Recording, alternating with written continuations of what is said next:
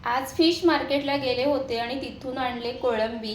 बाजारात आता भरपूर अशी मच्छी मिळत नाही, कोळंबी होती म्हणून कोळंबी घेतली आणि आज कोळंबीचं कालवण थोड्या वेगळ्या पद्धतीने करणार आहे। त्यासाठी रेसिपी तुम्ही शेवटपर्यंत नक्की बघा। तर सर्वात आधी तर आता ही कोळंबी आहे ती साफ करून घेणार आहे। कोळंबी जास्त मोठी किंवा लहानही नाही आहे, मीडियम साईज आहे। तर चला आता ही कोळंबी साफ करून घेऊया।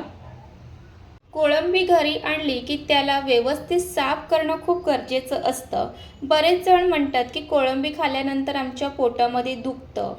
तर जे कोळंबीमध्ये काळा धागा असतो ना, ते काढलं नाही की तुम्हाला अशा ह्या तक्रारी जाणवतील। म्हणून कोळंबीमध्ये कधीही आणली की हा काळा धागा असतो ना, तो काढूनच घ्यायचा आहे। बाजारात कोळंबी जर साफ करून मिळत असेल तर चांगलीच गोष्ट आहे, नाही मिळाली तर आपल्याला घरी करायचंच असतं। आणि या कोळंबीचं वरचं कोटिंग आहे ते सुद्धा काढून घ्यायचं आहे। तुमच्याकडे मच्छी मिळते का हे नक्कीच कमेंट करून सांगा।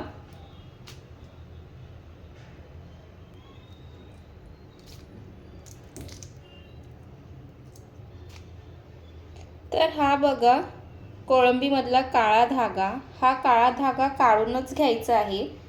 ह्या काळा धागामुळेच पोटामध्ये दुखणं वगैरे होऊ शकते, म्हणून हा काळा धागा नक्कीच काढा।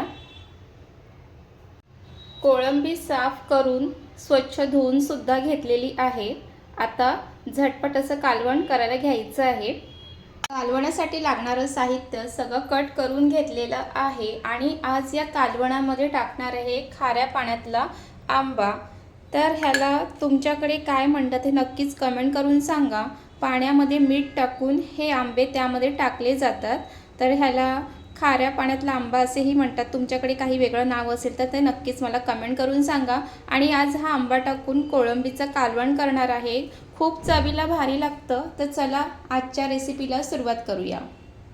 कढईमध्ये तेल घालून घेतले आणि तेल सुद्धा व्यवस्थित गरम झाले। आता त्यामध्ये घालणारे उभा चिरून घेतलेला कांदा घालायचा आहे। इथे मी 2 मोठे कांदे वापरलेले आहे आणि असे उभे चिरून घातलेले आहेत। उभा चिरून घातलं की कालवणात ते कांदा खायला छान लागतं।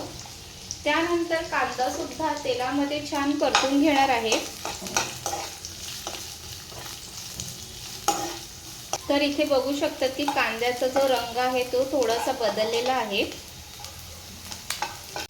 त्यानंतर त्यामध्ये घालणारे घरची मसाले, हळद, घरगुती मसाला, चवीप्रमाणे मीठ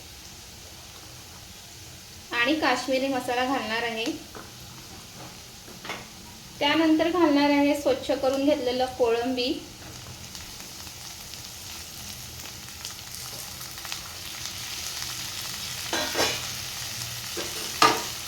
टोमॅटो घालणार आहे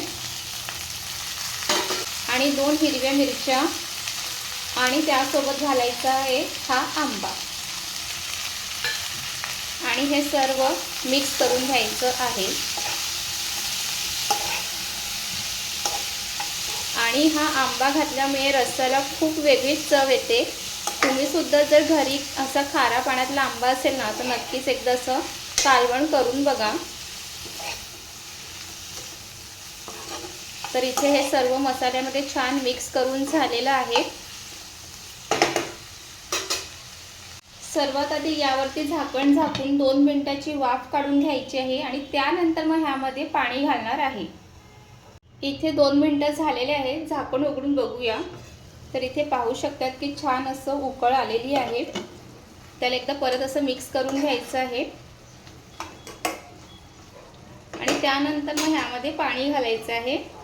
जितकं तुम्हाला कालवणामध्ये रस्सा पाहिजे त्याप्रमाणे पाणी घालून घेणार आहे आणि परत एकदा ते व्यवस्थित मिक्स करून घ्यायचं आहे आणि झाकण झाकून परत 5 मिनिटाची एक उकळ काढून घेणार आहे। 5-7 मिनिटं झालेले आहेत, झाकण उघडून बघूया। इथे कालवणाला छान उकळ आलेली आहे। त्याला एकदा परत मिक्स करून घेऊया।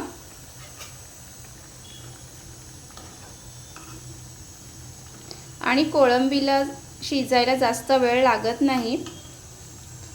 ह्यामध्ये घालायचं आहे गरम मसाला। गरम मसाला घातल्यानंतर परत एकदा ते मिक्स करून घ्यायचं आहे आणि झाकण झाकून परत एक 2-3 मिनिटाची वाफ काढून घ्यायची आहे, म्हणजे गरम मसाला रस्स्यामध्ये छान मिक्स होईल। तर इथे झाकण झाकून घेते आणि 2-3 मिनिटांनी उघडून बघूया. 2-3 मिनिटं झालेले आहे. झाकण उघडून बघूया. तर इथे मस्त आपलं हे कोळंबीचं कालवण खाऱ्या पाण्यातल्या आंब्यामध्ये बनवून तयार झालेलं आहे.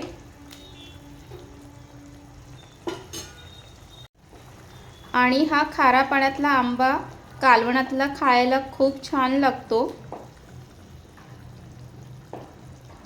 पावसाळ्यामध्ये तर खाडीच्या मच्छीमध्ये जास्त करून तर हा खाऱ्या पाण्यातला आंबाच टाकला जातो, कारण चवीला खूप छान लागतं कालवण म्हणून. त्यानंतर ह्यामध्ये घालायचे भरपूर हिरवी कोथिंबीर.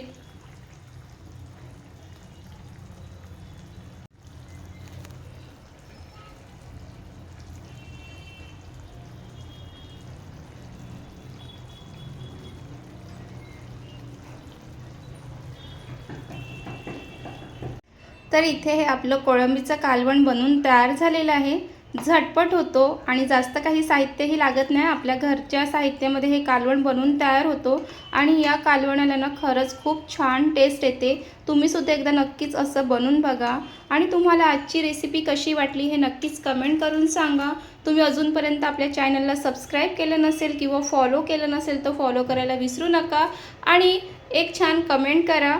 आणि पुन्हा भेटूया नवीन रेसिपीसोबत. तिथपर्यंत मस्त रहा.